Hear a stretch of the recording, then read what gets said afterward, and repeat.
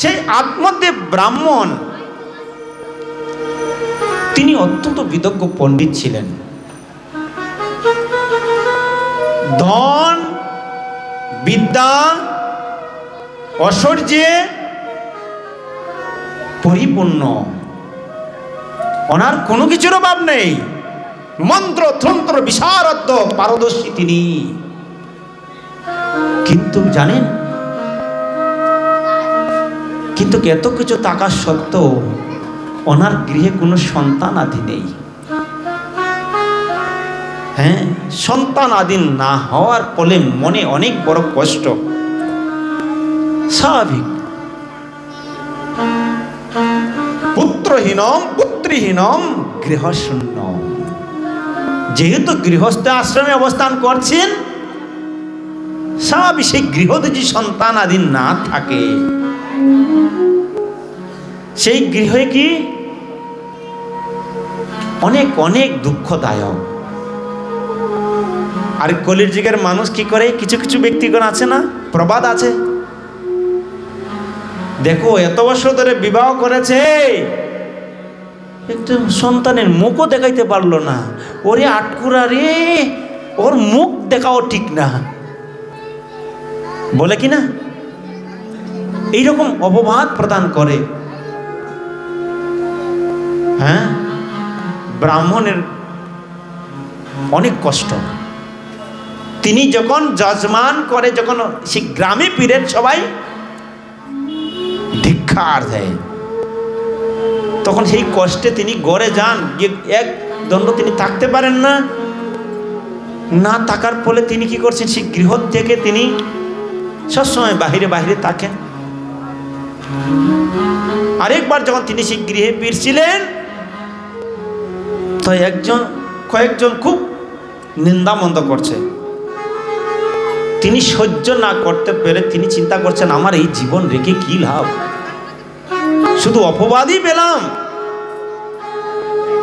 হ্যাঁ, আর স্ত্রীও কি করছে, ওনাকে একটু জ্বালা যন্ত্রণা দিচ্ছে।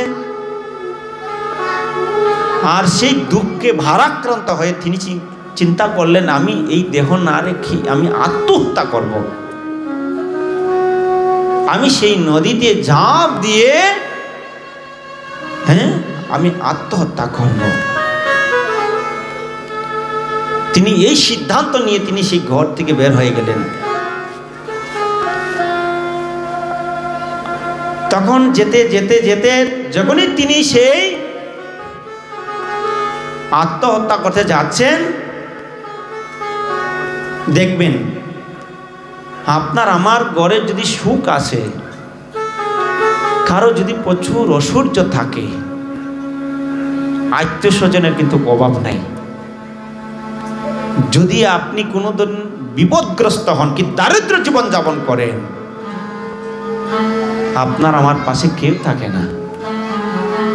হ্যাঁ, যখন সংকট পরিস্থিতিতে আসবে, সংকটের সম্মুখীন হবে, কেউ আপনার পাশে দাঁড়াবে না। আর কে দাঁড়াবে? যখনই সেই আত্মদেব ব্রাহ্মণ তিনি সেই দেহ ত্যাগ করতে যাচ্ছিলেন, হঠাৎ করে একজন শুদ্ধ মহাত্মা এসে তিনি সেখানে উপস্থিত হলেন। উপস্থিতি হয়ে বলছেন, হে আত্মদেব ব্রাহ্মণ, তুমি কি করতে যাচ্ছ? তোমাকে দেখে মনে হচ্ছে তুমি অত্যন্ত তেজস্বী একজন ব্যক্তি। হ্যাঁ, আর তুমি আত্মহত্যা করতে যাচ্ছ? দেখে মনে হচ্ছে তুমি ব্রাহ্মণ। আর ব্রাহ্মণে যদি আত্মহত্যা করে তাহলে কি হবে? ব্রহ্ম রাক্ষস হবে। আর ব্রহ্ম রাক্ষস যদি এই জগতে হয়, হ্যাঁ, তাহলে এই জগতের এর চেয়ে আর দুঃখ কি হতে পারে, যা সমাজকে অত্যন্ত উৎপীড়ন করবে? ব্রহ্ম রাক্ষস। আর ব্রহ্ম রাক্ষস হলে মুক্তির উপায় নেই।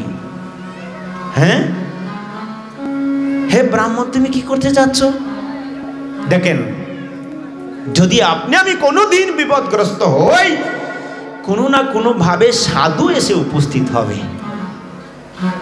হ্যাঁ, সাধু সন্তগণ এসে আপনার আমার ঘরের সম্মুখে এসে উপস্থিত হবে।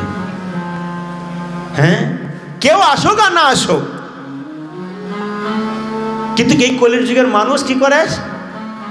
ও সাধু গো, খেতে খুঁতে পারে না, লেখাপড়া জানে না, মঠ মন্দিরে তাকে।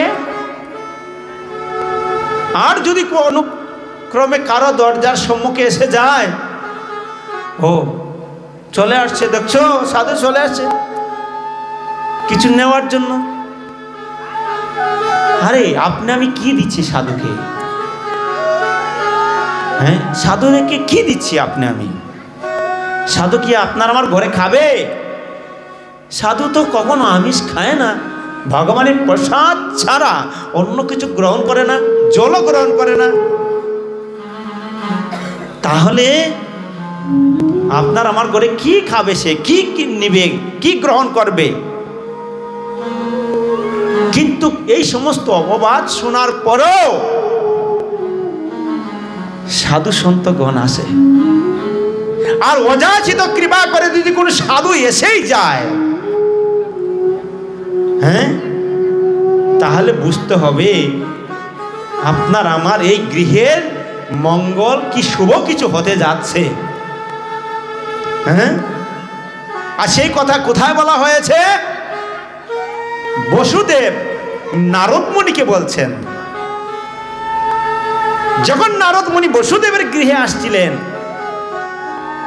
আর বলছেন, হে নারদ, ধন্যাতি ধন্য আজকে আমার এই গৃহ। কেন? যে গৃহে কোনো সাধু সন্তগণের চরণ স্পর্শ করে না, সেই গৃহ কি জানেন? মরুভূমি ন্যায়, শ্মশানের ন্যায়। আর যদি কোনো অযাচিত কৃপা করে বৈষ্ণবের চরণ স্পর্শ করে যায়, সেই গৃহ কি হয়ে যায়? তীর্থস্বরূপ হয়ে যায়। নারদ, আজ আমার গৃহ ধন্যাতি ধন্য। কেন? আমি নিশ্চিত, যেহেতু আপনার চরণ স্পর্শ করেছে আমার এই গৃহে, আজ থেকে আমি নিশ্চিত আমার এই গৃহে স্বয়ং ভগবান আবির্ভূত হবে। হ্যাঁ, ভগবান আবির্ভূত হবে। ধন্যাতি ধন্য আমার জীবন। হে নারদ, আর সাধু সন্তগণ কি করেন? নিজের সুখের চিন্তন না করে অন্যের সুখ প্রদান করার জন্যই তারা ডোর টু ডোর, সেই গ্রাম কা গ্রাম পৃথিবী ভ্রমণ করে। কেন? তখন তিনি বলছেন, সাধুগুণের চরিত্র সম্বন্ধে তিনি বলছেন। কি পবিত্র নির্মল চরিত্র! আরে দেবতাদের থেকেও উত্তম চরিত্র হচ্ছে, হে নারদ মুনি, আপনার চরিত্র। তো নারদ মুনি কিভাবে, কি এমন আমি কাজ করছি যে আমার সে দেবতাদের থেকে আমি শ্রেষ্ঠ? আরে দেবতাদের চরিত্র হচ্ছে সুখায়ছ দুঃখায়ছ। কেন? আপনি যদি সেই দেবদেবীগণের যদি শ্রদ্ধার সহিত শুদ্ধ সাত্বিক ভাবে যদি পূজা করেন, হয়তো আপনার প্রতি সন্তুষ্ট হতে পারেন। আর যদি পূজা বদ্ধ করে দেন, তাহলে কি হবে? যা আপনার আমার জীবনে দুঃখ প্রদান করে তিনি। কেননা দৃষ্টান্ত কোথায়? ব্রজবাসীগণ। ব্রজবাসীগণ যখন ইন্দ্রিয়ের পূজা বদ্ধ করে দিলেন, কি করলেন? হ্যাঁ, মশাল দ্বারা, বৃষ্টির দ্বারা প্লাবিত করে সেই ব্রজবাসীদেরকে ভাসিয়ে দিয়েছিলেন। আরে ব্রজবাসীগণ, আরে মূর্খগণ, এই ছোট্ট একটি বালকের কথায় আমার পূজা বদ্ধ করে দিয়েছ। বালক মানে কি? হ্যাঁ, স্বয়ং ভগবান কৃষ্ণ বলছে, বাবা কার পূজা করছো এখানে? বলছে দেখো বাবা, আমরা তো বৈশ্য সম্প্রদায়, কেননা যেহেতু বৈশ্য সম্প্রদায় প্রচুর পরিমাণে ঘাসের প্রয়োজন, হ্যাঁ, কেননা আমরা প্রতি বছরই সে যজ্ঞ করি, আর যজ্ঞ করার ফলে কি হয়, সে দেবরাজ প্রসন্ন হন, প্রসন্ন হয়ে বৃষ্টি প্রদান করে, প্রচুর পরিমাণে বৃষ্টি হওয়ার ফলে কচি কচি ঘাস গজায়, আর ঘাস যত প্রচুর পরিমাণে হবে, গাভীগণ সেই ঘাসগুলো কি করবে, খাওয়ার ফলে প্রচুর পরিমাণে দুধ দেবে, যা আমাদের ব্যবসাটাও সেরকম লাভবান হবে। তিনি এইভাবে যুক্তি দিলেন। তো দেখুন, সে দেবরাজ ইন্দ্রের পূজা বদ্ধ করার ফলে বৃষ্টি দিয়েছে। স্বাভাবিক আমরা দেখতে পাই, আমি ছোটবেলা থেকে দেখেছি, আমি যেখানে জন্মগ্রহণ করেছি, তারা প্রচুর পরিমাণে ঐশ্বর্যশালী ছিল। তারা মানে মা দুর্গার পূজা করতেন।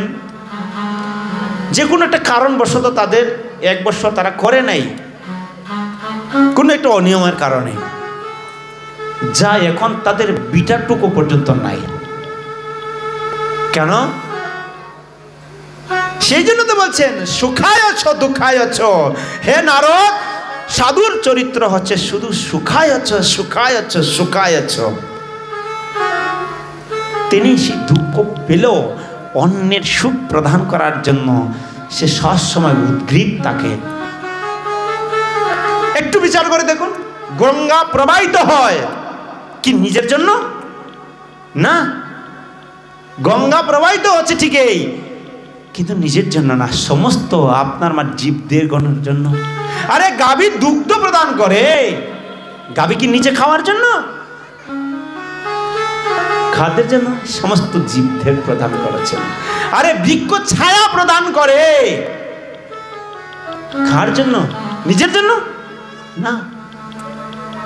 ঠিক সাধু সন্তগণ যদি অযাচিত কৃপা করেও যদি চলে আসে, আর যদি দয়া করে আপনার গৃহে এক দানা অন্ন ভোজন করে,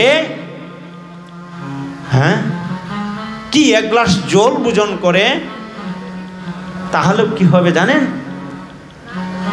মানুষ আজকাল সাধু সন্তগণকে শ্রদ্ধা করতে জানে না। কেন জানে না?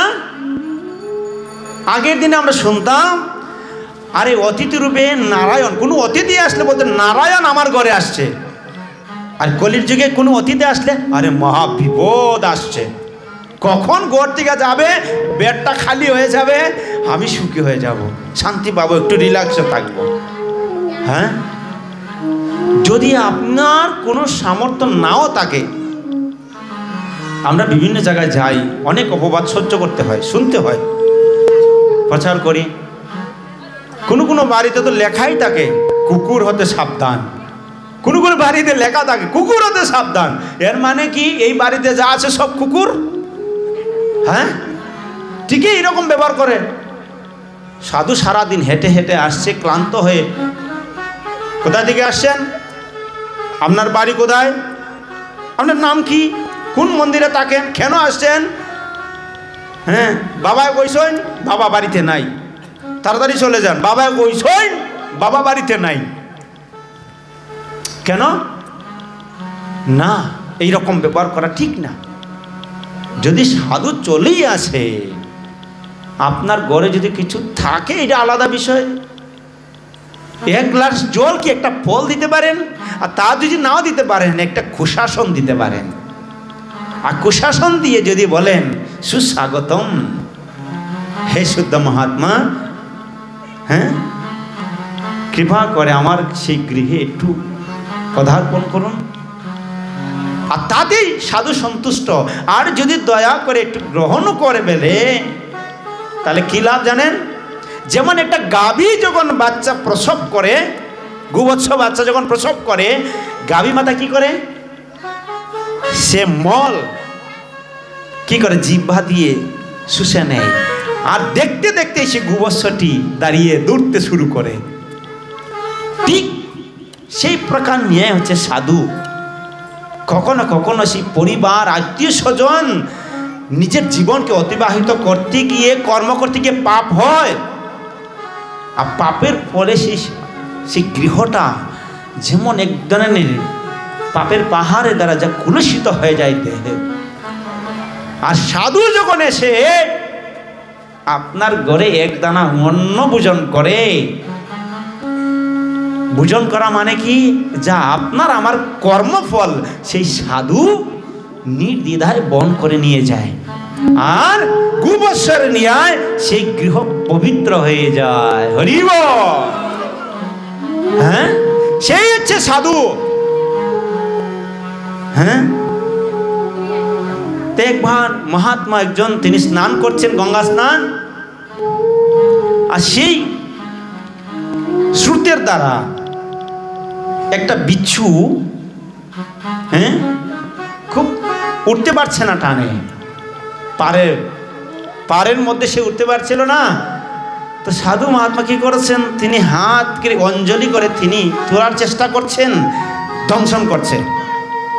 আর বিচ্ছুর দংশন মানে কি, অত্যন্ত যন্ত্রণাদায়ক। আবার পড়ে যাচ্ছে, কাঁপতে কাঁপতে পড়ে যাচ্ছে, আবার চেষ্টা করছেন উঠানোর জন্য, আবার দংশন করছে, আবার করছেন। আরেকজন দেখে বলছে, ও সাধু বাবা, সে তার স্বভাব চরিত্রই হচ্ছে দংশন করা, আপনি কেন তাকে বারবার উঠাচ্ছেন, ছেড়ে দেন, তার মতো যাক। বলছেন না, তার স্বভাব চরিত্র যদি হয় বারবার কোনো প্রাণীকে দংশন করা, সাধুর চরিত্র, সাধুর স্বভাব হচ্ছে সেই বারবার তাকে পারে ওঠা। হ্যাঁ হ্যাঁ, সেই জন্য সাধুগণ কি করেন, অন্যের উপকার করার জন্য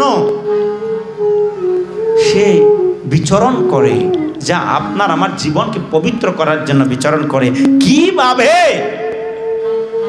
সেই জড় জগতের দুঃখময় সংসার ত্রিতাক্লিষ্ট ক্রমাগত মানুষ ভ্রমণ করছে, সেখান থেকে উদ্ধার করার জন্য সে সবসময় উদ্গ্রীব থাকে। শিল প্রভুপাদ বলছেন, এই সমাজের মানুষ, যে ব্যক্তি ডুবে যাচ্ছে তার পোশাককে উদ্ধার করছে, কিন্তু প্রভুপাদ বলছেন না, আমরা তার পোশাককে উদ্ধার করছি না, যে ডুবে যাচ্ছে তাকে আমরা উঠানোর চেষ্টা করছি, যা তার স্বরূপকে পরিচয়, যা সম্বন্ধ করিয়ে দিচ্ছি, যাকে বলা হয় অর্থাৎ ব্রহ্ম জিজ্ঞাসা। সেই জন্য কি করা উচিত, আপনার আমার কিছু থাকুক আর না থাকুক, সাধু সন্তগণকে যেন কখনো আপনি আমি অপমান না করি। অপমান করলে কি কি নষ্ট হয়, অনেক সুন্দর বিস্তার। আয়ু শ্রেয়ম যশো ধর্মান লোকানয়াশিষয়ে বচো, দশম স্কন্ধে বলা হয়েছে। সর্বপ্রথমই বলছেন কি, কোন সাধুকে যদি অপমান করি, কি প্রহার করি, কটু বাক্যের দ্বারা তাকে অপবাদ প্রদান করি, মৃত্যুবরণ করার জন্য ফাঁসি লাগাইতে হবে না, ঔষধ খেতে হবে না, বিষ খেতে হবে না। যদি সাধু চরিত্র সম্বন্ধে যদি আঙ্গুল তুলের কথা বলেন আর নিন্দা মন্দ করতে থাকেন, সর্বপ্রথমই বলছেন আয়ু হরণ হয়। সেই জন্য বলছেন আয়ু শ্রেয়ম, হ্যাঁ, যার যশ নষ্ট হয়ে যাবে। আপনার যে জড়জগতের যার যশ ছিল, কীর্তি হজমান ছিলেন, নষ্ট হয়ে যাবে। আয়ু শ্রেয়ম যশ ধর্মান, যার ধর্ম নষ্ট হয়ে যাবে, তখন হিতাহিত জ্ঞান থাকবে না, ভালো কি মন্দ কি সেটা থাকবে না। হ্যাঁ, এবং লুকানো আশিস এবছর যে আপনার আমার যে পূর্বপুরুষগণ আছে, দেবগণ আছে, তারা আপনার আমার দিকে হাত থাকিয়ে আছে। আপনি আমি এখানে কি করছি, ধরুন শুভবাবুর ভাই একজন বিদেশে থাকে, আর ওনার মা বাবারা কি করবে, সেই পুত্রের মুখের দিকে তাকিয়ে থাকবে, কখন সে 5টা টাকা পাঠাবে আর সেই টাকার বিনিময়ে তাদের জীবনকে অতিবাহিত করবে। ঠিক কি না? শুভবাবু ঠিক আছে তো? তাকিয়ে থাকে কখন 1000টা টাকা বাড়াবে, চাল ডাল কিনে আমার জীবনকে অতিবাহিত করব। ঠিক সেই প্রকার আপনার আমার জন্য আমার পূর্বপুরুষগণ কত কিছু রেখে গিয়েছে। এত সুন্দর মনুষ্য শরীর, এত সুন্দর বাড়ি গাড়ি, সব তাদের মন এত সুন্দর কিছু দিয়েছেন। তাদের সেই আপনার আমার গুমূত্র পরিষ্কার করে করে এত সুন্দর লালন পালন করে বড় করেছে। তারা মৃত্যুবরণ করেছে, কিন্তু কোনোদিন সেই পূর্বপুরুষের উদ্দেশ্যে কিছু করেছি কি? কোনোদিন অঞ্জলি প্রদান করেছি কি? ভগবত প্রসাদ উৎসর্গ করেছি না। তাহলে চিন্তা করুন আপনি আমি কত অকৃতজ্ঞ। হ্যাঁ, তারা তাকিয়ে আছে। যদি পূর্বপুরুষ উদ্দেশ্যে যদি আপনি আমি কিছু একটা করি, সেই জন্য বলছেন কি হস্তে শ্রেয়াংসী, বলছেন হস্তে শ্রেয়াংসী। হ্যাঁ, তারা আমাদের প্রতি হস্তির ন্যায় কি হবে, সে পাগল হয়ে যাবে। হস্তে শ্রেয়াংসী মহৎ অতিক্রম, বলছেন মহৎ ব্যক্তিদেরকে কখনো আপনি যেন অতিক্রম না করি, ওভারটেক না করি। সেই জন্য বলা আছে হস্তে শ্রেয়াংসী সর্বাণি মহৎ অতিক্রম। কোনো মহৎ ব্যক্তির চরিত্র নিয়ে কথা বলি, কোনো অপবাদ করি, বলছেন হ্যাঁ চৈতন্য চরিতামৃতে বলা হয়েছে, হ্যাঁ কোনো মহাজন ব্যক্তির কোনো যদি অপমান করে, দেশে গ্রামে যদি কোনো অপমান করে, একজন আর দুষে সমস্ত গ্রাম উজাড় হয়। যা সেটা শিখিয়েছেন দেখিয়েছেন সত্যরঞ্জন কান। তিনি নিত্যানন্দর ভক্তদেরকে অপমান করেছিলেন। নিত্যানন্দ পাঠিয়েছিলেন, যাও প্রচার করতে করতে বেনাবলে আসছিলেন। বলছেন যে আমাদের একদিন রাত্রি যাপন করার জন্য একটু আশ্রয় চাই। তিনি অহংকারে সে গর্বে গর্বিত হয়ে উনি গোয়াল করে স্থান দিয়েছিলেন। নিত্যানন্দ অত্যন্ত তিনি কষ্ট পেয়েছিলেন, মনে মনে রুষ্ট হয়েছিলেন। এত বড় সাহস! সেজন্য মহতের অপমান দেশে গ্রামে হয়, একজন আর দোষে সমস্ত গ্রাম উজাড় হয়। পরবর্তীকালে যৌবনরা কি করছিল, সেখানে সেই বাড়িতে আগুন লাগিয়েছিল, সমস্ত গ্রামকে জেলে পুড়ে দিয়েছিল। আর সেই গোয়াল গড়েই তারা এই সমস্ত পশুকে হত্যা করে তারা খেয়েছিল, যা তার জাতকে তুচ্ছ করেছিল। হ্যাঁ, কেন? অপমান করার ফলে। সেই জন্য বলছেন কখনো যেন আপনি আমি এই সমস্ত কার্য যেন না করি। কেননা ভগবান বলছেন আমার থেকে আমার ভক্ত বড়, ভাগবত শাস্ত্রে আদি কহে সুধীর। হ্যাঁ, যদি ভাগবত না মানে যবন সমহ তার শাস্তা আছে জম। হে প্রভু, হ্যাঁ যে কেউ আমি যদি না মানি যে আমার জন্য সেই ফল আছে, সেই জন্য কি করা উচিত, কখনো যেন আপনি আমি বৈষ্ণবদের জন্য অপমান না করি। এই লীলা যদি আমরা আরো অনেকক্ষণ শুনি, স্বয়ং দেবাদিদেব মহাদেব তিনিও বলেছেন সেই কথা। হ্যাঁ, হে দেবী, সবাই ভাবে আমি শ্রেষ্ঠ। হ্যাঁ, না আমি শ্রেষ্ঠ না। কেন আমি শ্রেষ্ঠ না?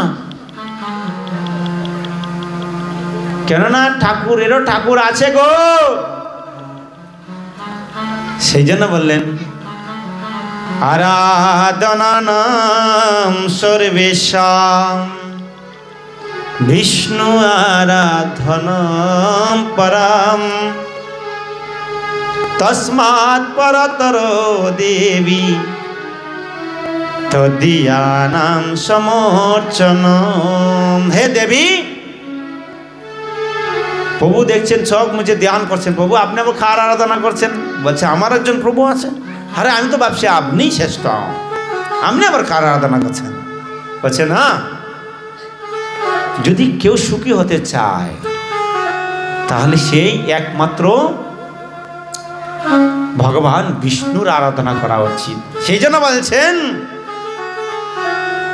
সমস্ত কিছুর মধ্যে অচ্যুত ভগবান শ্রেষ্ঠ। আরো একটি গোপনীয় রহস্য শুনো দেবী, কি? তস্মাৎ পরতর দেবী তদীয়ানাং সমর্চনম। যদি কোনো ব্যক্তি বলে আমি ভগবানের ভক্ত, নিজেকে জাহির করে প্রচার করে আমি কৃষ্ণের ভক্ত, ভগবান বলছেন না সে আমার ভক্ত না। আপনি সারা জীবন তুলসী দেন, স্তুতি করেন, ভগবান গ্রহণ করলে করতে পারেন, না করলে নাও করতে পারেন, এটাই ওনার ইচ্ছা। আর যদি তার ভক্তের আরাধনা করে, তার ভক্তের গুণ মহিমা করেন, হ্যাঁ, ভগবান বলছেন যে আমার ভক্ত বলে নিজেকে জাহির করে প্রচার করে আমার সে ভক্ত, সে আমার ভক্ত না। যে আমার ভক্তকে বুঝে না সে হচ্ছে দাম্ভিক, সে নহে প্রসাদের পাত্র। প্রসাদ মানে সে আমার কৃপার পাত্র না। আর আমার ভক্তের গুণেতে দুষ্টকে, আমার গুণেতে দুষ্টকে, হ্যাঁ, অনুসূয়ার রহিত। ভগবদ্গীতা বলছেন অনুসূয়ার রহিত। অনুসূয়া মানে আমার গুণেতে দোষ দেখে, আমার ভক্তের গুণেতে দোষ দেখে বলছেন আসরিং জুনি মা পন্না জন্মনি জন্মনি আমি নিক্ষেপ করি। হে অর্জুন, তুমি জানো আসরিক জুনিতে নিক্ষেপ করি এই সমস্ত ব্যক্তিকে। সেই জন্য বলছেন না, এরকম কিছু করার কোনো প্রয়োজন নাই। এক ধরনের ব্যক্তিরা আছে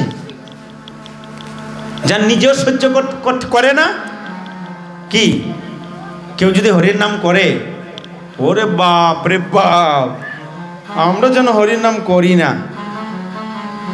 কেন না? নিজে করে না, সে অন্যকে করতেও দেয় না। কেন? আপনি করছেন না, তাকে উৎসাহ দেন, বাবা দেখ আমার সময় নাই, তুই তোর কর, কিন্তু তোকে অপবাদ দেওয়ার দরকার নাই। এইটা একমাত্র কি। আর যদি খারাপও হয়, বলো বাপরে বাপ নান্টুর ছেলেটা মেয়েটা দেখছো চলে না গেছে, খারাপ হয়ে গেছে। আবার যদি সাধু হয়ে যায়, বাপরে বাপ আমাদেরকে পরিত্যাগ করেছে না। এটা হচ্ছে কি ঈর্ষার কারণ। কি প্রয়োজন আছে? ওনাদেরকে আপনি আমি স্তুতি করতে পারি, প্রশংসা করতে পারি, তাহলে কি হবো? আপনিও আমি সুখী হব। একটা সময় আপনিও আমি অনেক সুন্দর ভক্ত হতে পারি, যা আপনার সন্তানও ভক্ত হতে পারে, যা এই সমাজ আপনার কল্যাণ বয়ে নিয়ে আসতে পারে। কি সুন্দর! সেই জন্য কি করা উচিত? তার গুণকীর্তন করা উচিত। হ্যাঁ, মহাত্মাগণের গুণকীর্তন করা উচিত। শুদ্ধ বকথ চরণ রেণু ভজনয়ন কো। যদি শুদ্ধ ভক্তি লাভ করতে চাই, আপনি আমি কি নিয়ে যাব রে বাবা? একমাত্র এই ভক্তি কার কাছে আছে? কৃষ্ণের কাছে নাই। আমরা জানি ভগবান হচ্ছে শ্রেষ্ঠ, বড় বড় ভগবানকে স্তুতি করছি, অনেক কিছু করছি, ভয় পাচ্ছি। আরে ভগবান সারা বিশ্ব ব্রহ্মাণ্ডকে নিয়ন্ত্রণ করার, ভগবানকেও নিয়ন্ত্রণ করার একজন ব্যক্তি, আর সেই ব্যক্তিকে হচ্ছে সাধু। হ্যাঁ, সেই জন্য তো বলছেন আমার থেকে আমার ভক্ত বড়। হ্যাঁ, কেন আমার থেকে সবচেয়ে, কেন তিনি আমাকে যেভাবে খাওয়ায় আমি সেরকম খাই, যেভাবে ঘুম পাতায় সেভাবে আমি ঘুমাই, আমাকে যেভাবে পুজি, যেভাবে রাখে আমি সেভাবে করি। সেই জন্য বলছেন তোমার হৃদয়ে সদা গোবিন্দ বিশ্রাম, গোবিন্দ কহে ন মম বৈষ্ণব পরাণ। আরে নবম স্কন্ধে বলা হয়েছে অহম ভক্তা পরা অধীন, আমি নিজে স্বতন্ত্র না, অস্বতন্ত্র ইব দ্বিজ। হে দ্বিজ ব্রাহ্মণ, আমি নিজেও স্বতন্ত্র না, আমি ভক্তের অধীন। সেই জন্য কি করা উচিত? আর এই ভক্তগণ আপনার আমার জীবনকে সুরক্ষা দেওয়ার জন্য, মঙ্গল কামনা করার জন্য ধারে ধারে ধারে তার সুখ বিলাস সমস্ত কিছু পরিত্যাগ করে ঘুরছে। দেখবেন নগর কীর্তন করেন না সাধুরা? কেন করে? যদি আপনার এক মুষ্টি চাউলও যায় সেখানে, সে নিজের পকেটে ঢুকাবে না, সেটা কি করবে? গোবিন্দকে ভোগ লাগাবে। আপনার এক মুষ্টি চাউলও যদি সেই কর্মের ওর এক মুষ্টি এক দানা যদি সেই সাধু নিয়ে যায় ভগবান গোবিন্দের চরণে ভোগ লাগায়, যা আমি কর্মফল থেকে মুক্ত হয়ে যাব। সেই জন্য সাধু অন্যের উপকার করার জন্য ব্রতী হয়ে যান। সেই জন্য আত্মদেব ব্রাহ্মণ যে করে আত্মহত্যা করতেছে, না না না না, তুমি এগুলো করতে পারবে না। কেন? তুমি একজন তেজস্বী ব্রাহ্মণ, দেখতে কত সুন্দর, আর তুমি কি করতে যাচ্ছ? বলছে প্রভু, আমি এই জীবন রেখে কি লাভ? বলছে কি হয়েছে তোমার? আপনার স্ত্রী হয়তো আপনার কথা নাও শুনতে পারে, হয়তো আপনার প্রতি সেই রকম সময় নাও দিতে পারে, স্ত্রীর কথা না শুনতে পারে। মা বাবা বৃদ্ধ হয়ে যায়, পুত্রের কথা অনেক সময়, পুত্ররা অনেক সময় নাও শুনতে পারে। কিন্তু বসে বসে আপনার মা বাবার কথা, সন্তানের কথা কে শুনবে? আপনার দুঃখের কথা সাধু শুনবে। কেউ শুনুক আর না শুনুক, সাধু বসে বসে শুনবে। ভালো লাগুক আর না লাগুক, খান পেতে সে শুনবে, বলতে থাকো বাবা। আর লাস্টে একটা সিদ্ধান্ত দিবে। যখন ওনার মনের সেই বেদনার কথা যখন বলছিলেন, আমাকে সকলেই অপবাদ দেয়, আমার সব কিছু আছে, কিন্তু আমার ঘরে সন্তান নাই। আর সেই সন্তানের না থাকার ফলে আমি চিন্তা করছি জীবন রেখে কি লাভ, আত্মহত্যা করব। আরে ব্রাহ্মণ, তুমি এই সন্তানের জন্য কতবার তুমি আত্মহত্যা করবে? যখন এই কথা সাধু বলছে, কেননা ব্রাহ্মণ তো অত্যন্ত চালাক, বুঝে ফেলছে এর মানে আমি আরো অনেকবার মৃত্যুবরণ করেছি। আরে তুমি 7 জন্ম তুমি এইভাবে মৃত্যুবরণ করেছ। তো বলছে প্রভু, তাহলে আপনি আমার পূর্বের জন্মের কথা যদি জানেন, তাহলে অবশ্যই আপনি আমাকে সন্তানও দিতে পারবেন। লুটে পড়েছে ব্রাহ্মণ সেই শুদ্ধ মহাত্মার ঋষির কাছে। কেন? ক্রন্দন করছে। স্বাভাবিক, সাধুরা যে ত্রিকালজ্ঞ, আপনার আমার মুখ দেখেই বুঝতে পারবে কি হচ্ছে ভিতরে আর বাহিরে, কি হচ্ছে সব বলতে পারে। কিন্তু হয়তো ইসকনে সাধুরা করে না, কেননা করলে তো লাইন ধরবে সবাই, বাবা আমার হাত দেখো, আমার মুখটা দেখো, আমার কি সমস্যা। কিন্তু সাধু সন্ন্যাসীগণ ত্রিকালজ্ঞ, তারা ওনারা ত্রিকালজ্ঞ। সেই জন্য তখন তিনি কি করলেন? মন্ত্রপুত ফল প্রদান করলেন। আমি আশীর্বাদ করছি, হে ব্রাহ্মণ, আত্মদেব ব্রাহ্মণ, তুমি ফলটা নিয়ে তোমার সহধর্মিণীকে দিও। আমি আশীর্বাদ করছি তোমার সে একটা দিব্য পুত্র সন্তান তোমার গৃহে আসবে। আত্মদেব ব্রাহ্মণ এত প্রসন্ন, এত প্রসন্ন। স্বাভাবিক, সাধুরা আসলে কি করে, কেউ যদি এটা আশীর্বাদ করে, অনেকে বলে না, আমার সাধু বাবা আমার ছেলের মাথাটা একটু হাত বুলিয়ে দাও না, আর একটু হাতটা দিলে কেমন খুশি হয়, কেমন খুশি হয়, আনন্দ, এত আনন্দ হয়। সাধুরা তো কৃপণ না, দেয় হাত দেবে, একটু আশীর্বাদ করবে, একটু চরণ স্পর্শ করবে। সেই আত্মদেব ব্রাহ্মণ সেই ফলটি নিয়ে যখন মনের আনন্দে গৃহে যাচ্ছিলেন, আর আত্মদেব ব্রাহ্মণের স্ত্রীর নাম কি? ধুন্দুলি। হে দেবী ধুন্দুলি, জানো আজকে আমি এত প্রসন্ন কেন? কি হয়েছে, কি হয়েছে? এরকম কি হয়েছে, কি হয়েছে?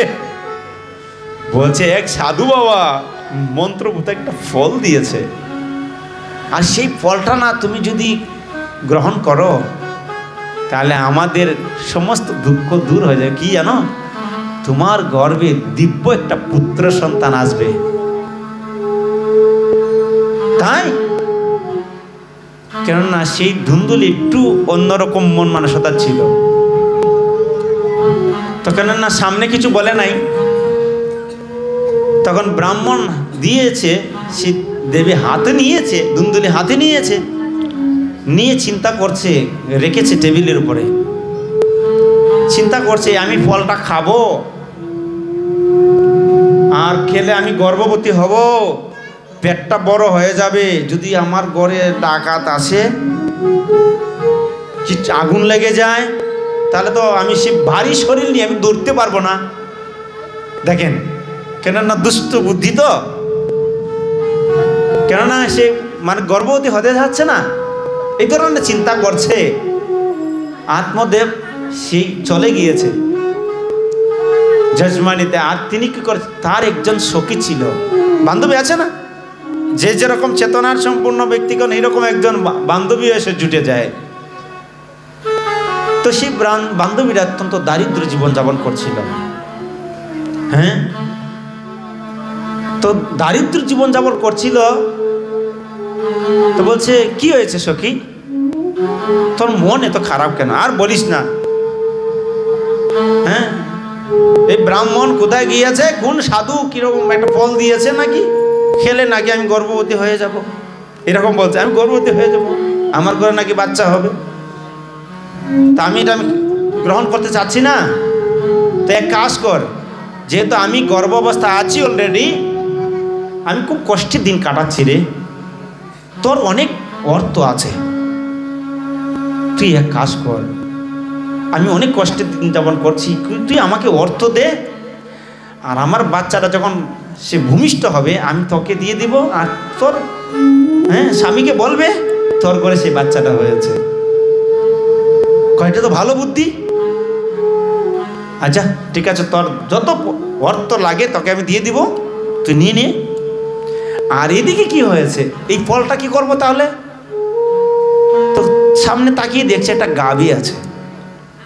হ্যাঁ, কই গাভীটা খাবেই দে, আপেলটা খাবেই দে। হ্যাঁ, তো কি করছে, এটা মারে দিয়েছে, গাভীটা সেটা খেয়ে নিয়েছে। তো গাভী যখন সেই ফলটা খেয়ে নিল, সে কিছুদিন হয়ে গেল আত্মদেব তার সেই ঘুরতেছে যজমানদের বাড়িতে, খবর দিয়েছে আমি গর্ভবতী। আর ওর ঘরে যখন বাচ্চা হয়ে গেল, এনে সেই ধুন্দুলির কুলে দিয়ে দিল। ব্রাহ্মণকে খবর দিচ্ছে তাড়াতাড়ি বাড়ি আসো। বলছে কি, আরে তোমার একটা পুত্র সন্তান হয়েছে। আজকাল এই কলির যুগে এইরকম হয় না, আছে না, মিল আছে কিনা? হ্যাঁ, বিবাহ করে অনেক দিন হয়ে যায়, তারা সন্তান নেয় না। এটা বেশিরভাগ হয় পাশ্চাত্য দেশে। আমাদের এই বাংলার অনেক লোক আছে বৃদ্ধ হয়ে যাচ্ছে, বাচ্চা নিতে পারতেছে না। কেন বাবু, আমি যদি এখন বাচ্চা নেই, জানেন আমি এই দেশের খাট পাইতাম না, বুঝছেন নি, খাট পাইতাম না, সিলেটি ভাষায় খাট, বুঝছেন নি, মানে সেই দেশের নাগরিকত্ব পাবে না। কত সমস্যা, বয়স হয়ে যাচ্ছে, যদি প্রথম সময়ে যদি সে সন্তান আদি না নেয়, হ্যাঁ, পরে তো বয়স হইলে সেই তার গর্ভে আর সন্তান আসবে না। কেননা সেটার একটা ভগবানের নিয়ম কানুন এটা। কিন্তু সেই ধুন্দুলি কি করেছে, বাচ্চাকে কুলে নিয়ে বসে আছে, ব্রাহ্মণ ছুটে আসছে, কি আনন্দ, দেখি দেখি দেখি আমার পুত্রকে দেখে, সে কি করে আনন্দ হচ্ছে, বলছে যা আমার একটা পুত্র সন্তান হয়েছে। হ্যাঁ, ধুন্দুলি, যেহেতু আমার ঘরে একটা পুত্র সন্তান হয়েছে, আমার নাম হচ্ছে আত্মদেব ব্রাহ্মণ, আমার নামে নাম রাখবো, আমার এই পুত্রের নাম। ধুন্দুলি বলছে দাঁড়াও, দাঁড়াও দাঁড়াও দাঁড়াও দাঁড়াও দাঁড়াও। স্বাভাবিক আমরা ছেলে মেয়ে জন্মগ্রহণ করলে কার নাম রাখি? কিরকম? হয়তো বাবার নামের অক্ষরের সাথে মিল রেখে নাম রাখে, নাহলে মায়ের নামের অক্ষরের সাথে নাম রাখে। ধুন্দুলি বলছে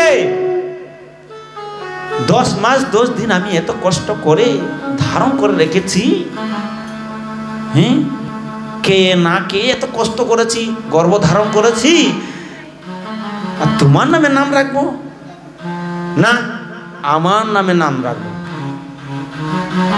কি রাখলো? সে ধুন্দুলির পুত্র ধুন্দকারী। ধুন্দুলির পুত্র কি? ধুন্দকারী। ঠিক আছে, ব্রাহ্মণ বলছে ঠিক আছে ঠিক আছে, তোমার নামে নাম রাখো ধুন্দকারী। হঠাৎ করে দেখছে, আরে ব্রাহ্মণ দেখছে আগে বুঝি আমার ঘরে গর্ভে সন্তানই আসে না, এই ঘরে আমার স্ত্রীর গর্ভে, তখন স্ত্রীর গর্ভে তো সন্তান হয়েছে, দেখতে দেখতে গাভীর গর্ভেও একটা পুত্র সন্তান হয়েছে। আহ কি ভাগ্য, ওহ ভাগ্য, আহ কি ভাগ্য, হ্যাঁ ওহ ভাগ্য, কি ভাগ্য, আর ভাগ্যের কি শেষ নাই। হ্যাঁ, দেখতে দেখতে দেখছে আরে গাভীর গর্ভে আছে, কেন না সেই সাধুর যে আশীর্বাদ মন্ত্রপুত যে ফল, সেটা তো কখনো বিফলে যাওয়ার কথা না। কেননা সাধুরা যখন আশীর্বাদ করে এটা কখনো বিফলে যায় না। কেননা বৈষ্ণবের আবেদনে কৃষ্ণ দয়াময়।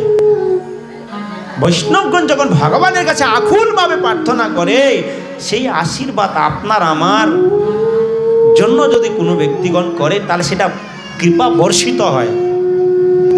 হ্যাঁ, আর সেই ব্রাহ্মণ অত্যন্ত আনন্দ, কিন্তু যেহেতু পুত্র সন্তান হয়েছে, কিন্তু গাভীর করে হওয়ার ফলে তার কান দুটা গাভীর মতন হয়ে গিয়েছে, দেহটা ঠিক আছে মনুষ্য আকারের মতন, কিন্তু কর্ণটা হয়ে গেছে গাভীর মতন। সেই জন্য নাম রাখলে কি? গোকর্ণ। ঠিক আছে তো, নাম রাখলেন কি? গোকর্ণ। আর সেটা তো সাধুর আশীর্বাদ প্রাপ্ত না, তো গোকর্ণ একটু ধার্মিক, ছোটবেলা থেকেই তার বাবার কাছে বেদ পাঠ করে পূজা পার্বণে যায়।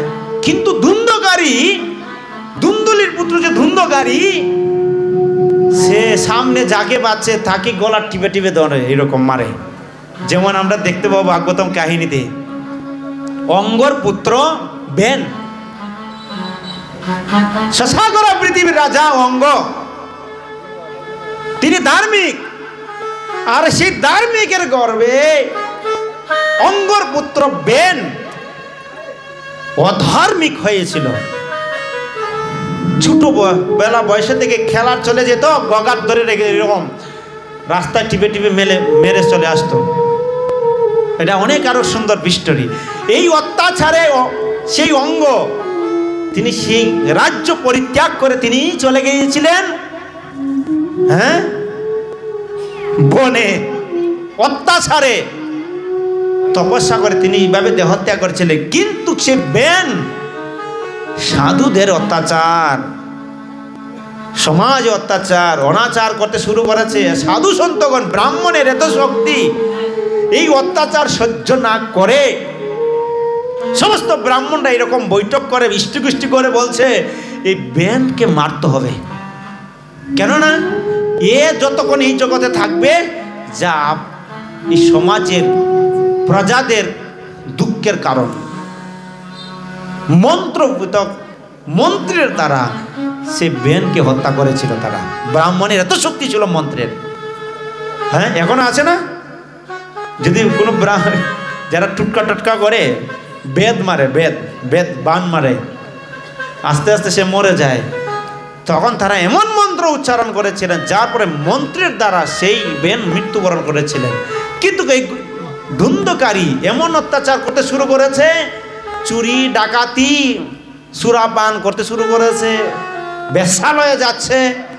তার বাবের যত অর্থ আছে সব কয়েকদিনের ভিতরে হকির বানিয়ে দিয়েছে।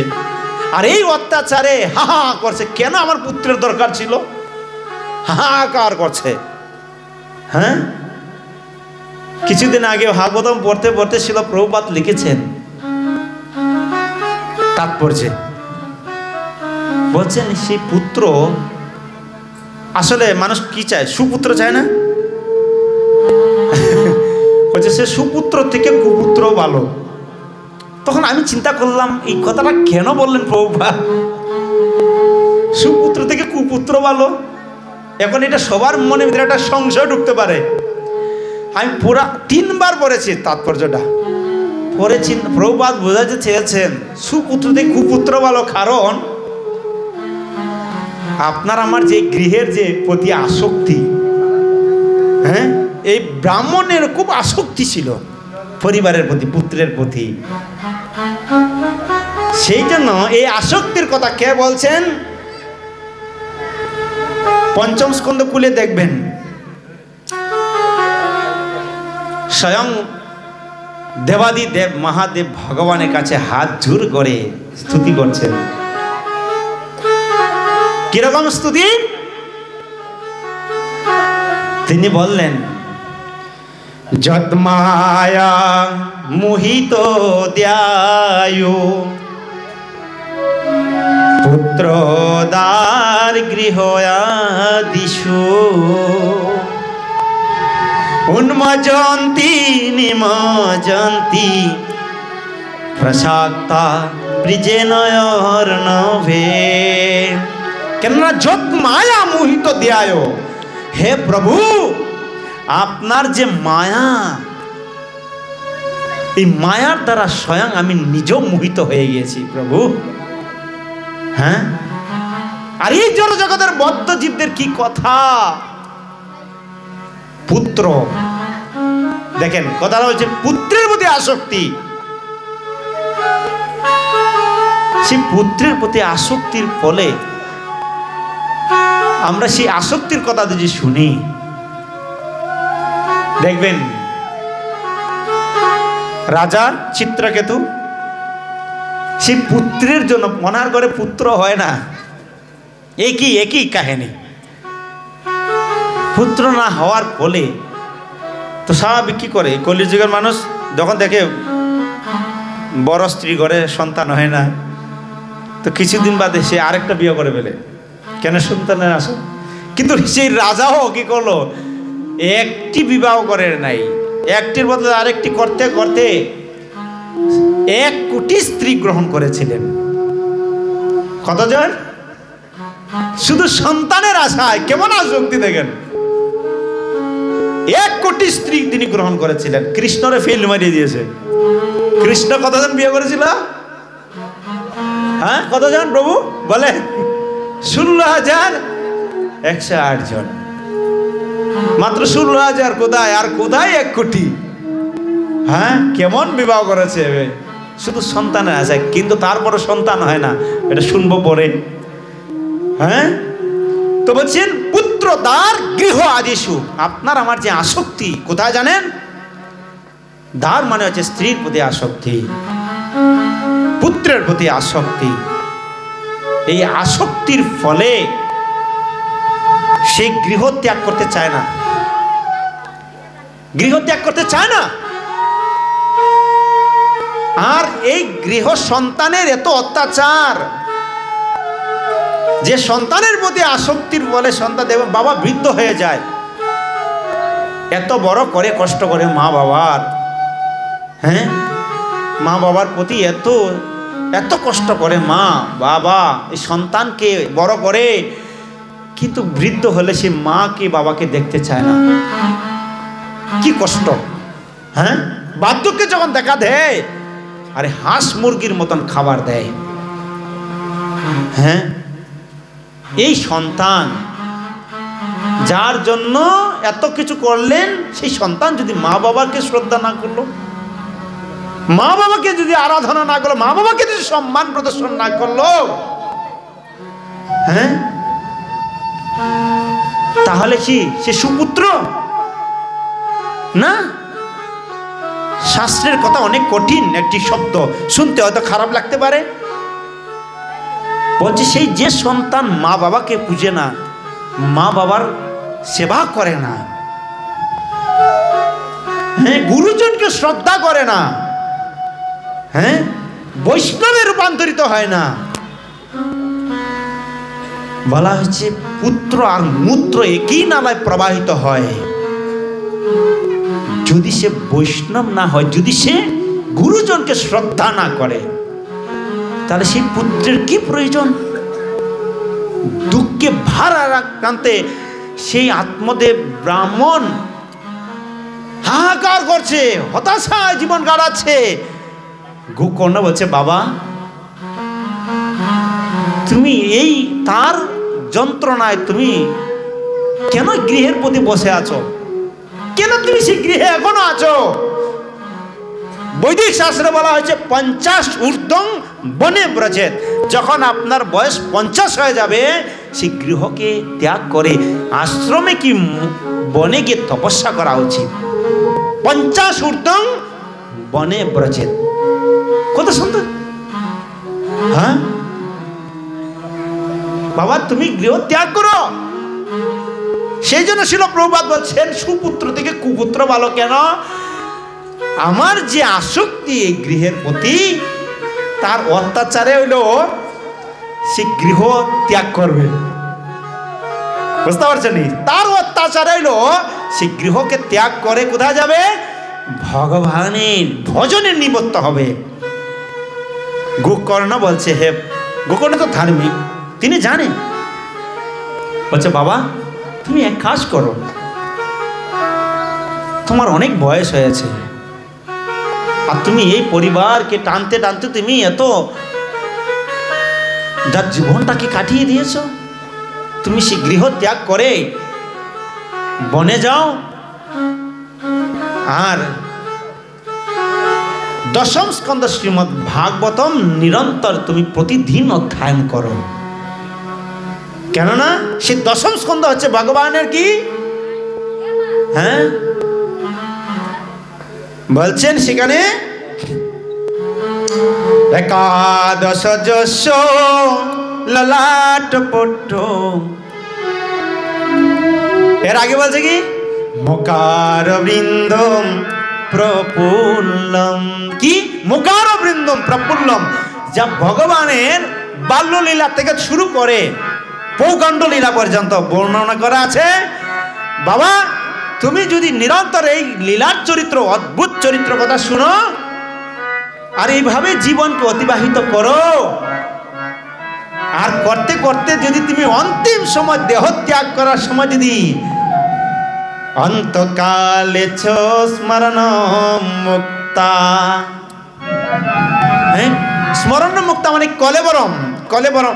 এই দেহকে ত্যাগ করার সময় যদি বাবা, যদি কৃষ্ণের একটা লীলা তোমার স্মৃতি পটে আসে কে, তাহলে তুমি সেই বৈকুণ্ঠ ধাম তুমি গমন করবে। সেই জন্য বাবা তুমি কি করো, শ্রীমদ্ ভাগবতম তুমি নিরন্তর অধ্যয়ন করো। সেই গোকর্ণের কথা শুনে, হ্যাঁ দেখবেন আমাদের এখনো কলির যুগের অনেক ভালো লোক আছে, যখন পরিবারে যন্ত্রণা অনুভব করে, আত্মীয় স্বজনরা যন্ত্রণা দেয়, তিরস্কার করে, হ্যাঁ তো সাধু সন্তগণ গিয়ে কি করে, কি দেয়, কিছু তো দেয় না। হয়তো হরে কৃষ্ণ মহামন্ত্র শোনাবে, নাহলে বলবো বাবা ধরো লীলা পুরুষোত্তম কৃষ্ণ আছে একটি, বিছানা বসে বসে আপনি অধ্যয়ন করুন, লীলা কথা চিন্তন করুন। অনেক সময় কি করে, বৃদ্ধ চোখে দেখে না, তারপরে লীলাটা অধ্যয়ন করে। আর করতে করতে যদি মনন করতে করতে চিন্তন করতে করতে যদি সেই আত্মাটা বের হয়ে যায় দেহ থেকে, সেই জন্য বললেন শ্রবণম কীর্তনম ধ্যায়ম। কি বলছে, শ্রবণম কীর্তনম ধ্যায়ম হরির অদ্ভুত কর্মণ। যদি হরির অদ্ভুত কর্ম, অদ্ভুত চরিত্র কথা যদি কেউ একবার ধ্যান করে, শ্রবণ করে, মনন করে, আর এই সময় যদি সে দেহটা ত্যাগ করে, হ্যাঁ তার ধাম পরম মম, সেই বৈকুণ্ঠ ধাম সে প্রাপ্ত হয়ে যাবে। সেই গোকর্ণের কথা শুনে তিনি কি করলেন, সে আত্মদেব ব্রাহ্মণ তৎক্ষণাৎ তিনি সেই গৃহ ত্যাগ করে ভাগবতম নিয়ে তিনি সেই ভাগবতম অধ্যয়ন করছেন নিরিবিলি বসে বসে, আর ভগবানের চরিত্র কথা ধ্যান করছেন। আর এদিকে কি হলো, ধুন্ধকারী আরো অনেক উৎপীড়ন প্রদান করতে শুরু করছে। এমন উৎপীড়ন করতে শুরু করেছে, আগে তো বাহিরে করতো, বেশ্যালয়ে যেত, সমস্ত বেশ্যাদেরকে তার ঘরে আনতে শুরু করলো, এনে সুরাপান করছে, উলঙ্গ অবস্থায় তারা অনাচার করছে। আর সেই গোকর্ণ দেখে বলছে, ভাই কেননা আমি আমার তীর্থ পর্যটন করতে যাই, তুই তোর এই নিয়ে থাক। গোকর্ণ চলে গেল, আর তার অত্যাচারে সে ধুন্দলি, তার অত্যাচার, পুত্রের অত্যাচারে ধুন্দলি তার আত্মহত্যা করেছে। কেননা প্রাণ বেরোচ্ছে না, তিনি আত্মহত্যা করেছিলেন। আর সেই গোকর্ণ যখন তিনি তীর্থ পর্যটনে ছিলেন, তীর্থ ভ্রমণে ছিলেন, তখন তিনি শুনতে পেরেছেন ওনার পিতা দেহত্যাগ করেছে, তিনি বৈকুণ্ঠ ধাম প্রাপ্তি হয়েছে। তিনি কি করলেন, গয়া, কাশী, বৃন্দাবন তিনি জল উৎসর্গ করছেন, প্রসাদ উৎসর্গ করছেন। হঠাৎ শুনতে পেলেন ওনার মাও আত্মহত্যা করে দেহত্যাগ করেছে, তিনি সেই জল উৎসর্গ করেছেন, এইও করেছে। অনেক দিন পর সেই ধুন্ধকারী কিছু অর্থের অভাবে তস্করে রূপান্তরিত হয়ে গিয়েছে। কেননা যারা সুরাপান করে, কেননা তার একটা নেশা হয়ে যায়। কেন ঘরে যদি টাকা না থাকে, তার বউয়ের ছুরি হইলেও বিক্রি করে দেবো লুকাইয়া, না হয়তো ঋণ করে না খাবে, কেননা একটা নেশাগ্রস্ত হয়ে গিয়েছে। তার ঘরের কোনো দ্রব্যাদি আধুনিক কিছু নাও থাকে, তখন পকেট মার শুরু করবে, চুরি করবে। আর তস্কর মানে হচ্ছে ডাকাত, ডাকাতে রূপান্তরিত হয়েছে। একদিন কি করেছে, সেই ধুন্ধকারী রাজার বাড়িতে ডাকাতি করেছে, প্রচুর পরিমাণে স্বর্ণ অলংকার নিয়ে আসছে, এনে ঘরে লুকিয়ে রেখেছে। আর কিছু বেশ্যাদেরকে নিয়ে আসছে, রাত্রিতে তারা প্রচুর পরিমাণে সুরা পান করেছে, আনন্দ করছে, উৎসব করছে। আর সেই বেশ্যাগুলো দেখছে, আরে তার কাছে এত স্বর্ণ অলংকার, এই লোভে কি করেছে, তারা যুক্তি পরামর্শ করে বলছে, দেখ ওকে আজকে এই রাত্রিতেই তাকে হত্যা করতে হবে। তো কিভাবে, প্রচুর পরিমাণে সুরা পান করতে করতে অজ্ঞান হয়ে গেছে, তাকে গরম জল গরম করে মুখের মধ্যে দিয়েছে, তার সেইভাবে সে মৃত্যুবরণ করেছে, যন্ত্রণা ছটফট করে করে সেই স্বর্ণ অলংকার আদি সমস্ত বেশ্যারায় নিয়ে এই গৃহ ত্যাগ করে কপট লাগিয়ে চলে গিয়েছে। গ্রামবাসীরা খবর দিল, শুনতে পেরেছে কারো মুখে, গোকর্ণ তোমার ভাই মৃত্যুবরণ করেছে এইভাবে এইভাবে। তাই গোকর্ণ কি করলেন, তিনি তার বায়ুর উদ্দেশ্যে 29টি ক্রিয়া আদি সম্পাদন করলেন, জল উৎসর্গ করলেন। ঘুরতে ঘুরতে অনেক দিন পর সেই তার নিজের গ্রামে এসেছে। এসে যখন তার বাড়িতে নিদ্রায় গেল, নিশি রাত্রে হঠাৎ করে চিৎকার করছে, ভয়ানক হুঙ্কার করছে, ভয় দেখাচ্ছে। গোকর্ণ বলছে, আরে কে এই বিকট এরকম শব্দ করছে? হ্যাঁ, সে চিৎকার করছে, ভাই গোকর্ণ, আমি সেই দুষ্ট কর্মের ফলে, পাপ কর্মের ফলে দেখো আমি এক প্রেতাত্মা হয়ে জন্মগ্রহণ করেছি, যা আমি সে কোনো কিছু গ্রহণ করতে পারছি না, না জল পান করতে পারছি, না কোনো স্থানে আমি থাকতে পারছি, আমি এমন কষ্ট পাচ্ছি, তুমি আমার জন্য একটা কিছু করো। বলছে, আরে ভাই তোর উদ্দেশ্যে তো আমি অনেক দান দক্ষিণা করেছি, গঙ্গায় জল দিয়েছি, ভগবত প্রসাদ উৎসর্গ করেছি, তুই তো মুক্ত হয়ে যাওয়ার কথা। ভাই না না না না, আমি এমন কুকর্ম করেছি, এমন অধর্ম করেছি, যার ফলে আমার মুক্তিও হচ্ছে না। হ্যাঁ, মুক্তিও হচ্ছে না। ভাই তুমি এটা কিছু করো আমার জন্য। করুণ ভাবে সে হাহাকার করে ক্রন্দন করছে। এই দৃশ্য দেখে গোকর্ণ আর স্থির থাকতে পারছে না। আচ্ছা ভাই ধারা, তোর জন্য কিছু করবি। কিছু কিছু লোক আছে এই সমাজে, বড় বড় পণ্ডিতগণ বলে, আরে মনুষ্য শরীর পেয়েছি, যা করো তাই করো, অসুবিধা কি? মরলে পরে খেয়ে দেখেছে কে কোথায় যাবে? হ্যাঁ, খাও দাও বুদ্ধি করো, দুনিয়াটা মস্ত বড়, মরলে পরে খেয়ে দেখবে এইগুলো। আমি পাপ করলাম না পুণ্য করলাম কে বলবে? কে দেখেছে? না, শাস্ত্রে বলা হয়েছে যেমন কর্ম তেমন ফল, আজ নয় তো নিশ্চিত কাল ফল। একদিন না একদিন সেই ফল ভোগ করতেই হবে। হয়তো সাথে সাথে হোক, কি 6 মাস পরে হোক, কি 10 বছর পরে হোক, মৃত্যুর পরেই হোক, কর্মফল কাউকে ক্ষমা করবে না।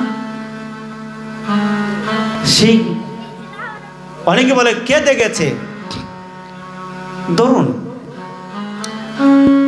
এখানে ট্রান্সমিটার আছে না আমাদের, এই যে লাইট জ্বলতেছে না, এটার গোড়ায় একটা ট্রান্সমিটার আছে। এখানে লেখা থাকে অত্যন্ত, দেখেন কঙ্কাল দুইটা থাকে এরকম, হ্যাঁ, আর লেখা থাকে ডেয়ারিং, অত্যন্ত ডেয়ারিং। কেননা এখানে হাত দিলে তার মৃত্যু অনিবার্য। কেন? কিন্তু লেখা আছে এখানে হাত দিলে আপনার মৃত্যু হতে পারে। তাহলে আপনি না, আমি লেখাটা বিশ্বাস করি না, আমি হাত দিব, তাহলে সে কি বাঁচবে না মৃত্যুবরণ করবে? কিরকম চিৎকার করতে করতে মরে গেছে মরে গেছে, মরবে কি না? হ্যাঁ, তখন যে ধরতে যাবে সেও মরবে। বাবা তুই তোর মর, আমি ধরতাম না। কেননা যে জ্ঞানী গুণী ব্যক্তি সে তো বুঝতে পারে, আরে হে এটা ধরছে সেই জন্য মরছে, আমিও তো ধরি, আমিও মরবো, বাবা আমি ধরবো না। তাহলে দেখুন শাস্ত্রে বর্ণনা করা আছে, আপনি আমি যে কর্ম করছি সেই কর্মফল অবশ্যই ভোগ করতে হবে। বলছি 3 প্রকার দোষ আছে। এক হচ্ছে পিতৃদোষ, 2 হচ্ছে মাতৃদোষ, 3 হচ্ছে সবচেয়ে বড় হচ্ছে কর্মদোষ। পিতৃদোষ মাতৃদোষ যেমন তেমন, সবচেয়ে বড় হচ্ছে কর্মদোষ। যদি কর্ম করতে গিয়ে কি হয়, সে কর্মের যে দোষ লাঘব হয়, যদি সে অসৎ কাজে লিপ্ত হয়, সেই ফল কে ভোগ করে? নিজেও ভোগ করে, তার যে সন্তান আদি আছে তারাও ভোগ করে। হ্যাঁ, তারাও ভোগ করে। সেই জন্য কি করা উচিত? আমাদের শাস্ত্রকে বিশ্বাস করা উচিত। হ্যাঁ, এমনিও আপনি প্র্যাকটিক্যালে দেখতে পারেন, শুভবাবু সাথে সাথে দেখতে পাইবেন ফল। সামনে একজন দাঁড়িয়ে আছে, আপনি কি মারেন একটা চটকনা, সে কি আপনাকে আদর করবে? হ্যাঁ, ক্রিয়া মানে দেওয়া মানে কি? এটা ক্রিয়া। যেমন আমি কেন বলছি এটা হচ্ছে ক্রিয়া, আর প্রতিক্রিয়া মানে কি? ওই বক্সটাতে গিয়ে প্রতিধ্বনি হচ্ছে, এটা হচ্ছে প্রতিক্রিয়া। ক্রিয়ার পর প্রতিক্রিয়া। আপনি তাকে মারলেন, সেও সাথে সাথে একটা চটকনা দিয়ে দিবে। আরেকটা জিনিস দেখতে পারেন, আপনি আনন্দের সহিত সিগারেট খাচ্ছেন, কেননা সিগারেট খেলে স্বাভাবিক একটা সময় হয়তো যক্কা হয়, ক্যান্সার হয়, হ্যাঁ, মরণ ব্যাধি রোগ হয়। না বেটা আমি তো ভালোই আছি, গাঁজাও খাচ্ছি, ধুধও খাচ্ছি, সিগারেট খাচ্ছি, আমি তো ভালোই আছি, সুস্থ আছি, আমার তো কোনো অসুবিধা নেই। কিন্তু 1 বছর পরে হোক আর 20 বছর পরে হোক, এই রোগ কিন্তু ঠিকই দেখা দিবে, দিবে কি না? যা আপনার আমার মৃত্যুর কারণ হয়ে দাঁড়াতে পারে।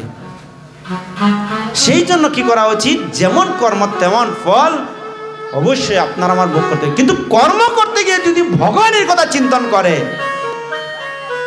হ্যাঁ, কেউ যদি কর্ম করতে গিয়ে যদি ভগবানের কথা চিন্তন করে, সেটা শিখাচ্ছেন দেখাচ্ছেন কে?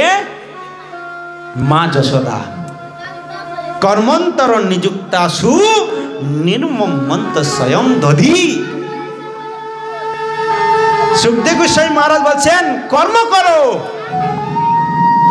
আরে ভগবত গীতায় বলছেন কর্ম করো। মাম অনুস্মর যুদ্ধচ্ছ তস্মাৎ সর্বেষু কালেষু মাম অনুস্মর যুদ্ধচ্ছ। হে অর্জুন, তুমি ক্ষত্রিয়, তুমি তোমার কর্ম করো, কর্ম করো আর আমার কথা চিন্তন করো। কেননা অনেকেই বলে তোমরা তো সাধু, কোনো কাম কাজ নাই, কর্ম নাই, খালি ঝুলা নিয়ে খালি ঘুরো, কোনো কাম কাজ নাই, ঝুলা খালি বড় না। যেমন আপনার পরিবারকে বরণ পোষণ দেওয়ার জন্য দিন রাত অক্লান্ত পরিশ্রম করছেন, কর্ম করছেন, সাধুও কর্ম করছে। হ্যাঁ, আমি যদি এখানে বসে বসে কৃষ্ণ কথা না বলতাম, এটা কি আমার জন্য আমার কর্ম না? এটা কি আমার ধর্ম না? অর্জুনের ধর্ম ছিল যুদ্ধ করা। হ্যাঁ, তুমি ক্ষত্রিয়, তুমি যুদ্ধ করো। মা মনুস্মর যুদ্ধ, তুমি আমার কথা চিন্তন করো। আপনি অফিসে থাকতে পারেন, ঘরে বসে বসে থাকতে পারেন, ছা পাতা উঠাতে পারেন, অসুবিধা নাই, যেমন যে কোনো কর্ম করো, কিন্তু ভগবানকে স্মরণ করো। থাকো গৃহে, মঠে যেতে হবে তা নয়। আপনি মঠে থেকেও করতে পারেন, গৃহে থেকেও করতে পারেন, যে কোনো স্থানে থেকেই ভগবানকে স্মরণ করতে পারেন। আর স্মরণ করলে কি হবে? কর্ম করতে গিয়ে যদি ভগবানকে স্মরণ করে, তার সেই কর্মদোষ থেকে সে মুক্ত হয়ে যায়। কি সুন্দর! সেই জন্য সেই ধুন্ধকারী অনেক কষ্ট পাচ্ছিল। গোকর্ণ কি করলেন? সেই কি করা যায়, কি করা যায়, মানে বিজ্ঞ পুরুষগণকে ডেকেছে, ডেকে বলছে কি করা যায়।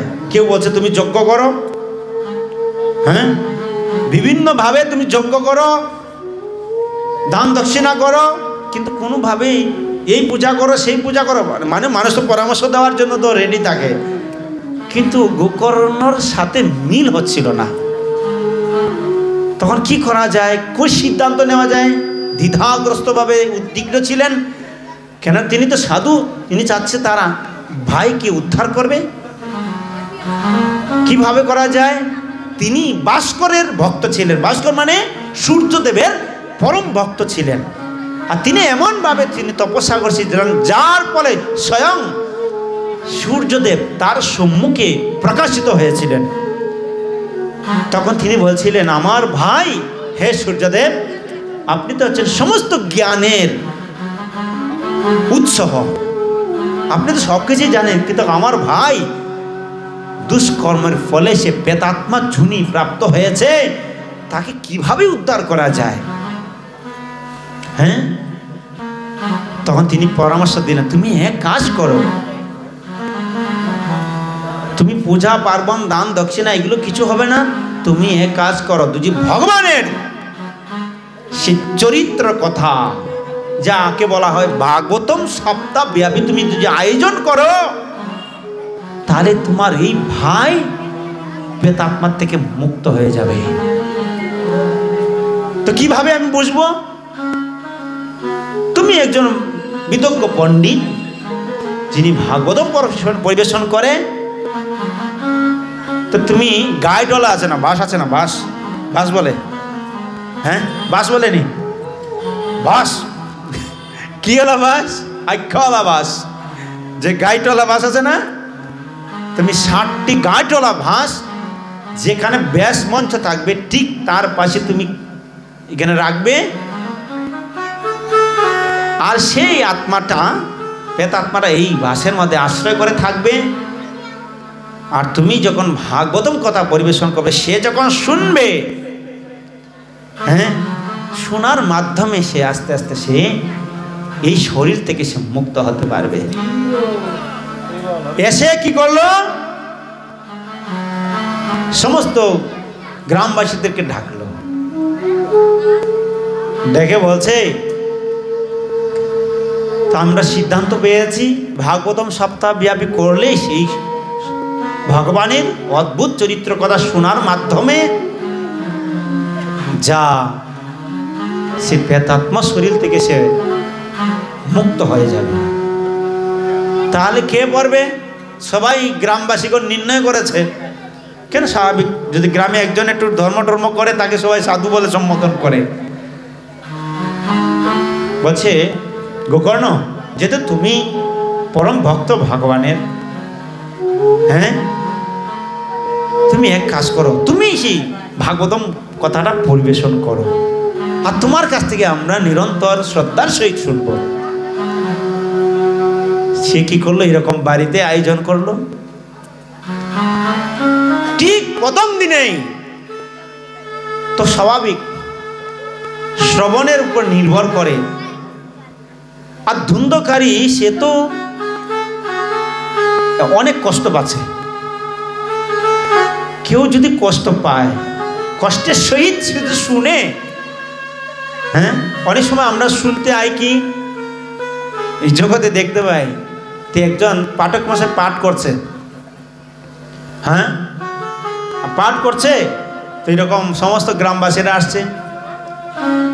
তো স্বাভাবিক যখন মানে ভগবানের কথা বললে স্বাভাবিক কি একটু সব চোখে জল আসে, যখন করুণ কোনো দৃশ্য আসে, হ্যাঁ, একটু দৃশ্য জল আসে। তো একজন মা ঠিক সম্মুখে বসে বসে খুব ক্রন্দন করছে, আর পাঠক মাসে পাঠ করছে, তো ভাবছে বাহ, যাক, কেউ ক্রন্দন করুক আর না করুক, একজন যথার্থ শ্রোতা পেয়েছে আমি, হ্যাঁ। তখন সে পাঠক মাসে ভাবাবিষ্ট হয়ে গিয়েছে। যখন আস্তে আস্তে সকলেই চলে গেল, ওই মাকে জিজ্ঞাসা করলো, মা, আমি যে পাঠ করলাম, মাকে এই ভাগবতম কথা থেকে কি বুঝতে পারলে রে মা? আমি দেখলাম তুমি নিরন্তর শুধু খালি চোখের অশ্রু বয়ে যাচ্ছিল। হ্যাঁ, স্বাভাবিক, কৃষ্ণ কথা, কৃষ্ণ নাম যদি কেউ করে শ্রদ্ধার সহিত, তার অশ্রু ধারা বয়, হ্যাঁ, পুলকিত হয়, রোমাঞ্চিত হয়, কম্পিত হয়। কেননা দ্বিতীয় স্কন্ধে বর্ণনা করা আছে, বলছে যার হরির নাম এবং ভগবানের কথা শুনে হৃদয় যদি তিল পরিমাণও যদি গলে না, হ্যাঁ, আরে ভগবানের কথা শুনে বড় বড় পাথর পর্যন্ত কি হয়ে যায়, গলে যায়। আরে মহাপ্রভুর বিরহে, কিসের বিরহে? জগন্নাথ অদর্শনের বিরহের ফলে সেই আলারনাথে গিয়ে ক্রন্দন করছিলেন, যা মহাপ্রভু এই অঙ্গের স্পর্শে এই বিরহ দেখে পাথর পর্যন্ত গলে মহাপ্রভুর এখনো অঙ্গ চাপ আছে। তাহলে চিন্তা করুন, বৃন্দাবনে যাবেন, ভগবান বংশীধ্বনি করছেন, আর বংশীধ্বনির সুরে যে পাথরের উপরে দাঁড়িয়েছিলেন, সেই পাথর গলে শ্রী কৃষ্ণের চরণের ছাপ হয়ে আছে। হ্যাঁ, কি চিন্তা করতে পারছেন? ছাপ হয়ে আছে।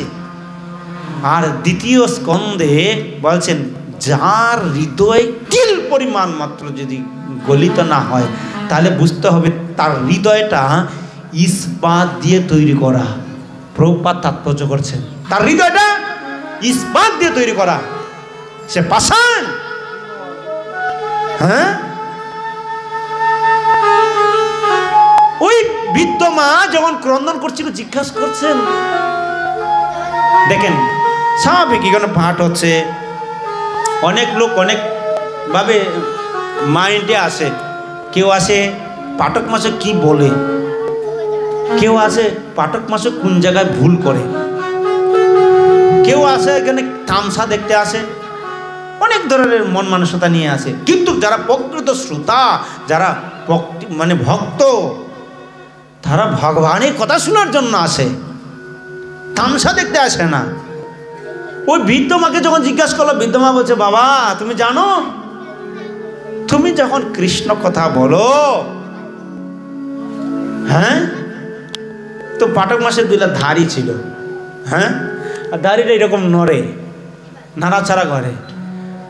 আর ওই বৃদ্ধ মা কান্না করছে, বাবা আমি একটা ছাগল পালতাম, আমার ঠিক বাবা তোমার দাড়িটার মতন আমার ছাগলের দাড়ি ছিল, তুমি যখন এরকম নাড়া দেও আমি ওর চোখে আমার সেই ছাগলের কথা মনে হয়, সেই জন্য আমার চোখে জল আসছে প্রভু।